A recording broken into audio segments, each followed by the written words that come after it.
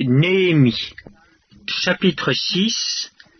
Je n'avais pas encore posé les battants des portes lorsque Sanballat, Tobija, Geshem l'Arabe et nos autres ennemis apprirent que j'avais rebâti la muraille et qu'il n'y restait plus de brèche.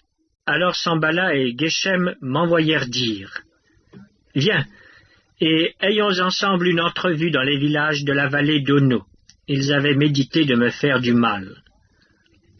Je leur envoyai des messagers avec cette réponse: « J'ai un grand ouvrage à exécuter et je ne puis descendre.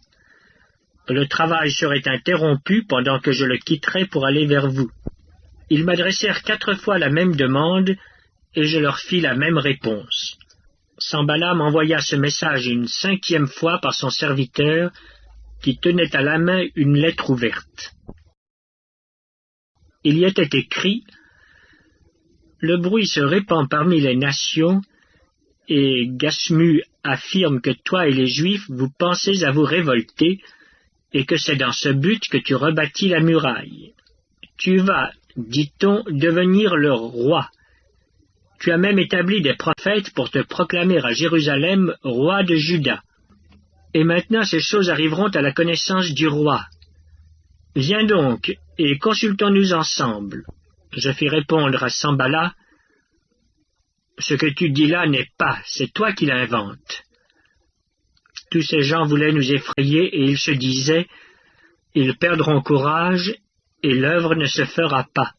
Maintenant, ô Dieu, fortifie-moi. » Je me rendis chez Shemaïja, fils de Delaja, fils de Mehétabéel. Il s'était enfermé et il dit: « Allons ensemble dans la maison de Dieu, au milieu du temple, et fermons les portes du temple.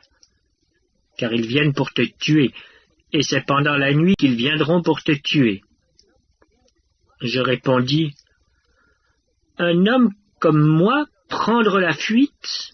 Et quel homme tel que moi pourrait entrer dans le temple et vivre? Je n'entrerai point. » Et je reconnus que ce n'était pas Dieu qui l'envoyait. Mais il prophétisa ainsi sur moi parce que Sanballat et Tobija lui avaient donné de l'argent. En le gagnant ainsi, ils espéraient que j'aurais peur et que je suivrais ses avis et commettrais un péché.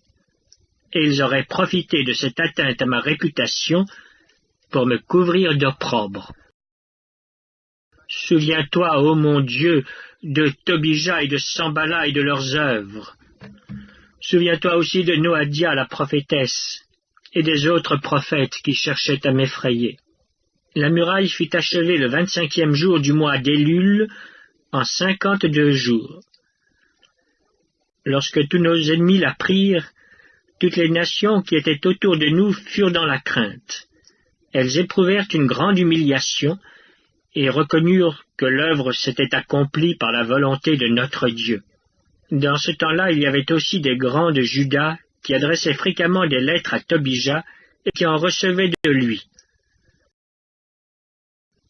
Car plusieurs en Juda étaient liés à lui par serment, parce qu'il était gendre de Shekania, fils d'Arak, et que son fils Joshanan avait pris la fille de Meshulam, fils de Bérékia.